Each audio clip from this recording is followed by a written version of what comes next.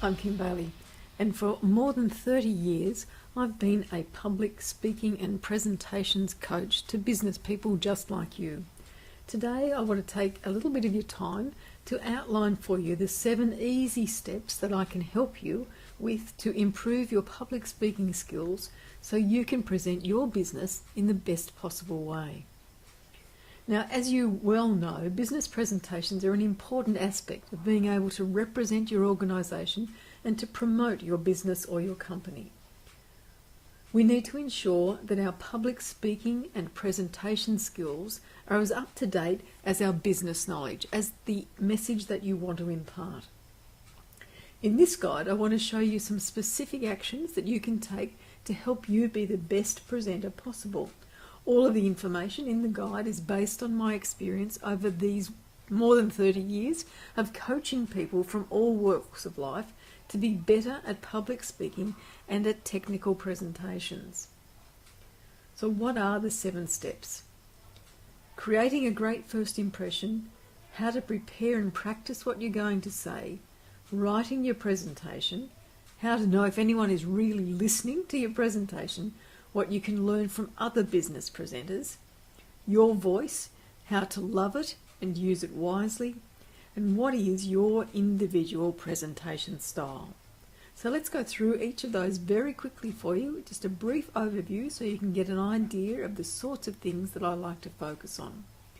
First of all, creating a great first impression.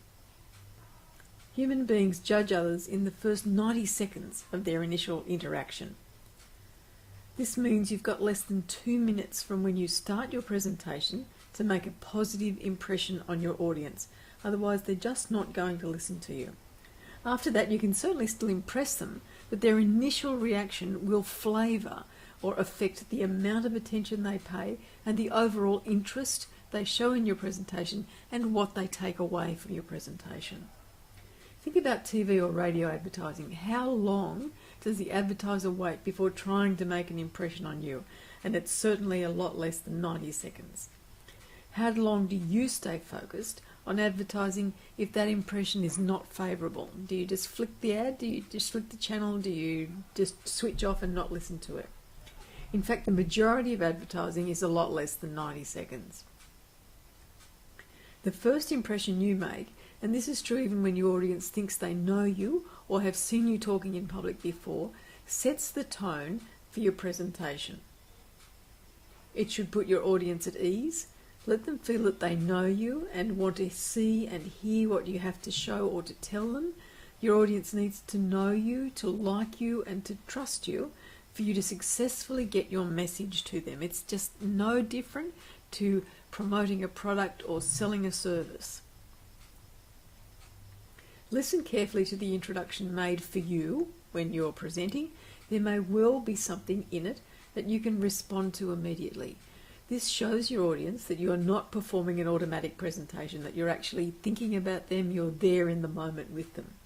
Next, you smile, you look around the audience. Make eye contact with a few people so they can feel that you're interested in making the presentation and making it relevant to them. Don't hang off looking at people for too long, but certainly just make a little bit of eye contact as you move around the room. Don't rush this step. It does give you time to relax, your breathing particularly, and I'll talk more about that a little bit later, and it focuses your attention on the presentation. It takes your mind away from anything else you've been thinking of beforehand to actually doing the presentation itself. Now you can start to talk. Always begin by thanking the person who introduced you and use their name. Don't talk about yourself at this point. It's not actually about how long or how far you've travelled or how many presentations you've made. It is about this group and your connection with them on this day for this presentation. Sometimes a catchphrase that you use to begin every presentation is the best way to grab the audience attention. And sometimes it's also a good way for you to turn yourself into the presenter, to feel comfortable with what you're going to say. It also might help you in terms of writing the speech, and we'll talk a little bit about that later on. I tend to use the date. I start with a date that is relevant to the talk that I'm giving or the presentation that I'm giving, and so it is a marker. It doesn't really matter if people don't hear that first couple of words because it's just a date, but because it's a date and because it's so different a way to start a presentation, they will pay attention after that point in time. Second step is preparation and practice. How and why? Prepare and practice what you are going to say. It's not about thinking, I'm just going to put the information together and talk about how it affects us or what it means to the organisation or how we want you to move forward. You actually do have to prepare your speech and you need to practice it. That just throwing the information together and talking off the cuff is how I used to approach my presentations. The result of that was sometimes I forgot relevant points, or when the presentation got derailed by questions or by me going to a bit more detail than I had planned to do, I'd finish up quickly rather than further embarrass myself because I'd lost my place in the presentation that I was giving. So I'm coming from experience as well in doing the presentations. When I say you should prepare what you're going to say, I don't mean you should have a set speech that you work through for every presentation. I do mean you should think about the amount of time that you are presenting, the number of points you'll make so that you can have your audience attentive every moment of your presentation by giving them relevant, interesting information about what you are presenting. And it's not about a massive number of points. You need to think about, and it relates to the time you've got and 3 key things that you want to impart to this particular audience about this presentation. You should plan your presentation around the following things. How long are you expected to speak? What is the point you want to make?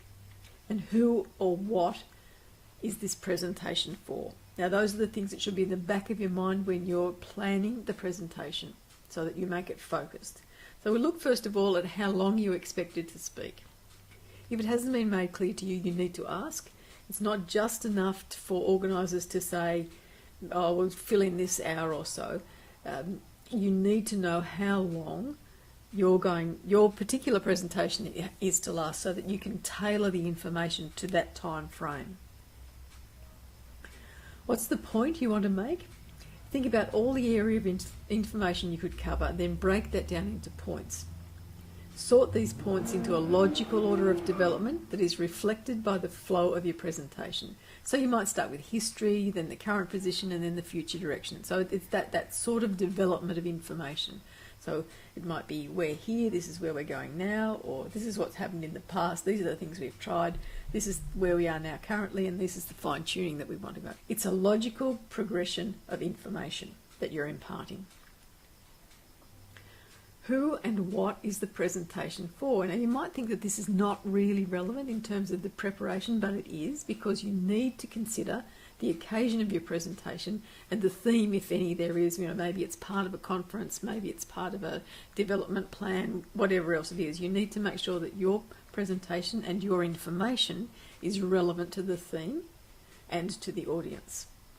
Sometimes we feel that a formal and structured presentation is appropriate as it will help with our nerves, but unfortunately mostly that accentuates your nerves to those who are listening, particularly when it's not a reflection of the occasion or how well the audience know you. So you've really got to consider the audience whenever you're preparing a presentation. When you're speaking, be aware of the time, but don't ask anyone how long you've got to go. Be prepared to finish quickly or compress a presentation. So have your presentation structured so that if you need to leave out certain sections, you can do that without losing the train of thought or the logical sequence of information that you're imparting. Both planning and practice should help keep you to time, and that's why it's important to know how long your presentation is expected to last. Just like an expert in any field, to be good at public presentations, you need to practice. Have a practice run.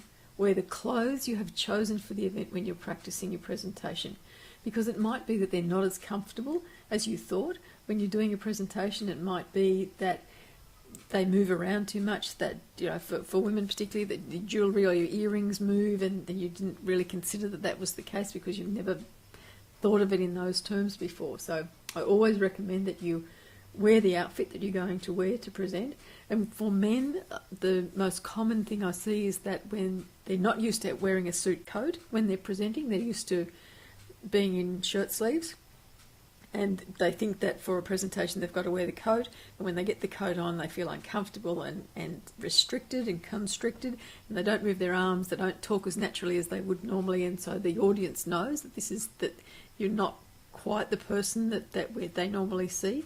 So just make sure that you do that practice in the clothes that you're going to wear. Be particularly careful of clothes that have many pockets. It's likely you're used to putting your hands in these pockets without thinking about it, and this action may detract from your presentation, or it might be that you feel for your pens or your phone or any of the other little idiosyncrasies that we have when we're wearing certain clothes that we don't know that we do. Writing your presentation now. Hand in hand with preparing your information should be writing down what you're going to talk about throughout the presentation. You don't want to face the nightmare of forgetting the important points or trying to remember something relevant to say when you're asked a question without notice. Once you know who in general you're going to be speaking to, so your audience, you have to know what you're going to be speaking about that is relevant for them, and now you're ready to put your thoughts on paper. And the most useful method that I've found over all of my years is a physical cut and paste method. I emphasise the physical aspect of this method because I believe it helps to see the complete talk in front of you at any one time. Each sentence or point should be written out, then physically move them around until you settle on an order that sounds right if you run the talk through your head. And I do recommend that you do this physically. Post-it notes are fine because you can physically move them around and get the order right, and then you can read it through once, work out that maybe it's not in quite the right logical sequence, and move them around easily enough without trying to do the cut and paste on a computer or cross out lines and rewrite it. This naturally will reflect the order, the order that you physically put them in will reflect the order in which you present your information. For example, if you've been asked to talk about a team performance, the logical sequence for your information, as I mentioned earlier, might be to talk about a reflection historically of the team responsibility, the members and the results, and then move on to where we are now and where we want to be in the future. It's not enough, however, to run the talk through your head. The physical requirement of talking out loud will determine where you need to breathe, and this in turn affects how you can physically get the words out. Now, sometimes you'll find that you can write a whole speech, all looks fabulous, say it through in your head, all looks good again, and then when you go to say it, you actually can't get your mouth around the words for whatever reason. Presenting a talk out loud will also give you an idea of other physical characteristics you use when you're talking in public that you may not know about, like waving your hands around or scratching your head. Now, in my very early days, I will say that I did a refresher course on presenting, and they gave me handcuffs to wear because I waved my hands around quite distractedly, they found. I don't do it so much these days, and you can't see me doing it with this presentation. But you do need to physically get up and do the talk so that you can see, or someone helping you can see, what it is you're doing that might be distracting for your audience. Not that they're bad habits, not that we want to change the way you speak, but it might be distracting for the audience, and so they focus on that movement rather than what you're saying. Write your presentation the way you talk. Don't read everything. Avoid cliches. Give yourself hints in your notes to pause or to smile or to tell a particular story. Use a large font and a single side of each page, and number the pages if you're going to have cue cards. And don't do a brain dump. Don't just tell them everything you absolutely know about the topic, and don't ramble. Don't wander off the topic. Make the order of your presentation visible like a roadmap, and often you can do this by talking at the beginning of it and saying, this is what I'm going to tell you, then you tell them, and then at the end you say, and this is what I've told you. So it's here's the roadmap, this is where we're going, we've done the transition, and now we're here, this is where we've been. Assign responsibility, don't use they say, and give credit where credit is due. Keep the order logical, don't be preachy about methods or techniques. Be concrete, make analogies, give examples, tell a story to illustrate a point. People love a story and they can relate it to their own experience, and they can remember the information that you're giving them because the story helped them remember that point.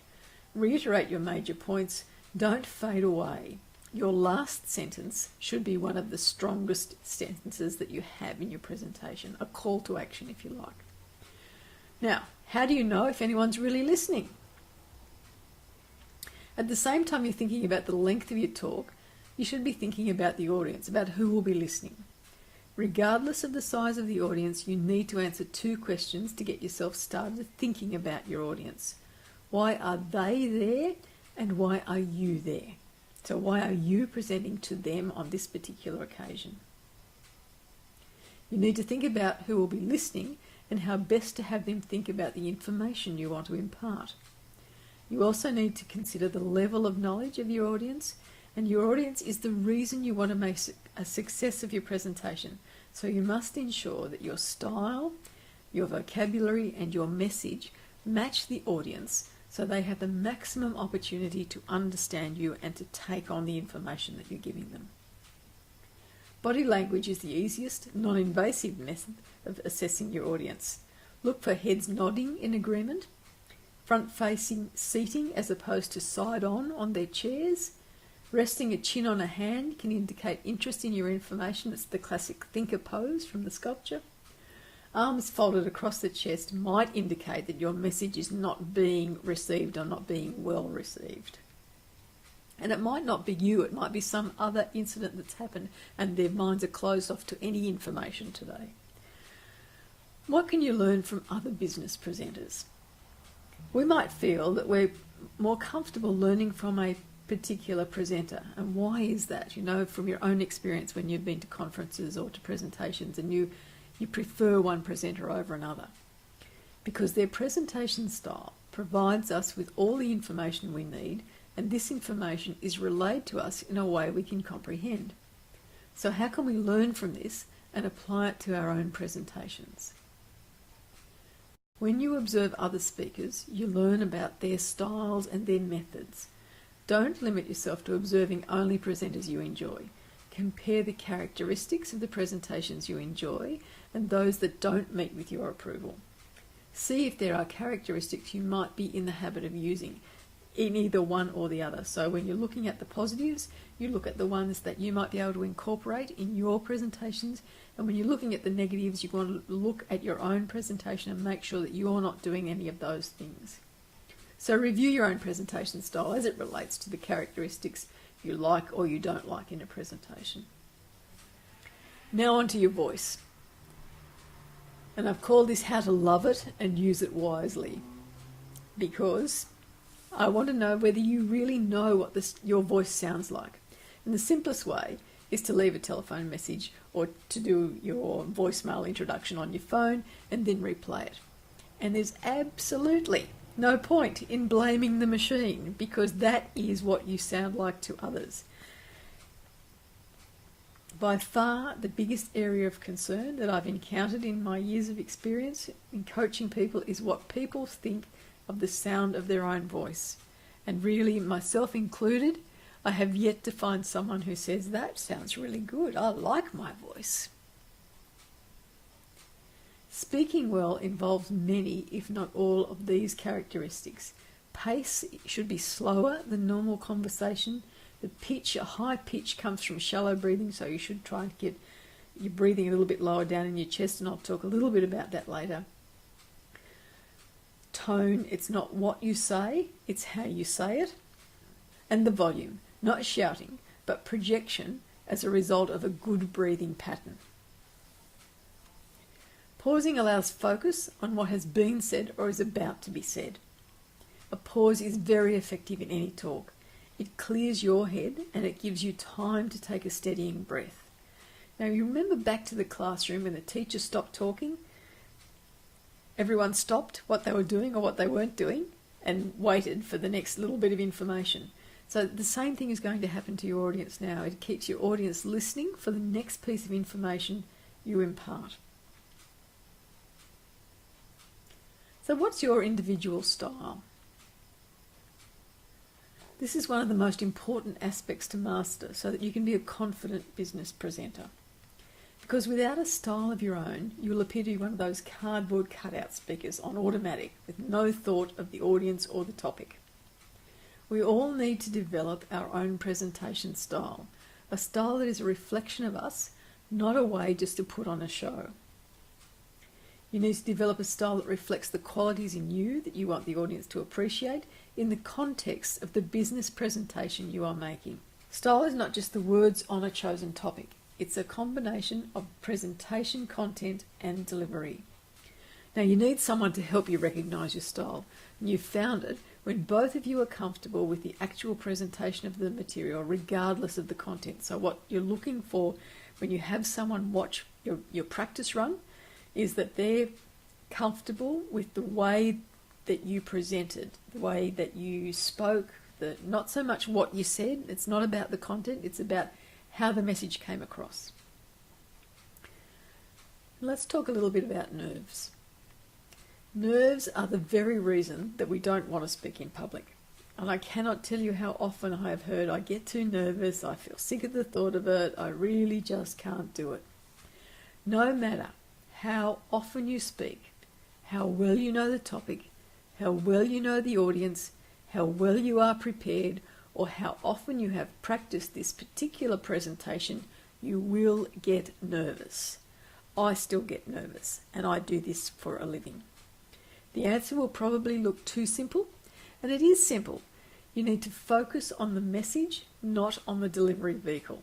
Simple's always better. So you need to focus on what you want, the information that you want to impart, not the fact that you're doing it. It's the message that's important, not how you feel. You want the audience to remember what you said, not how nervous you were, even though they may have some sympathy for the way you are feeling.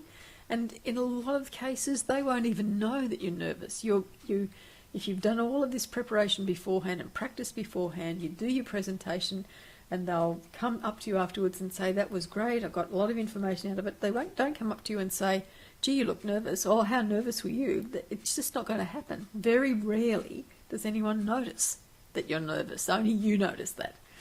A little bit about breathing, I touched on earlier. With public speaking, as with running, there's a style of breathing that will help your performance. You need to take in more oxygen than you would do with your normal style of breathing.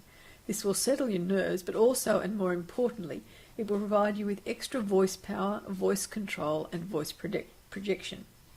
But be warned, there's a wrong way to breathe, which will actually make you more tense and therefore more nervous. And that's what we call shallow breathing, which is where you lift your shoulders while you're breathing, and that's often what we do when we get nervous. And so you're only breathing from the top part of your diaphragm. It tightens up your vocal cords, it gives you a higher pitch, it makes you less pleasant to listen to. So we want to do some deep breathing, some full chest breathing. So what did we talk about? We talked about creating a great first impression, the importance of preparing and practicing what you're going to say, writing the talk for your planned presentation, how to know if anyone is really listening to you, what you can learn from other business presenters, your voice and how to love it, and how to develop your individual style. I know that for many senior executives, business presentations are an important aspect of being able to represent and promote your business or your company. You need to ensure that your public speaking and presentation skills are as up to date as your business knowledge. In this guide, I've shown you some specific things that you can look at to help you be a better presenter. All the information that I've talked about today, contained in these 7 simple steps, is based on my experience over many years of coaching people from all walks of life to be better at public speaking and at technical presentations. Now you have both why these steps are important as well as a place to start, so you can be relaxed, confident and informative in your next business presentation. You can download a much fuller version of these 7 simple steps. It's free from the website. Just go to talkinginpublic.com. This is Kim Bailey. Thanks for being with me.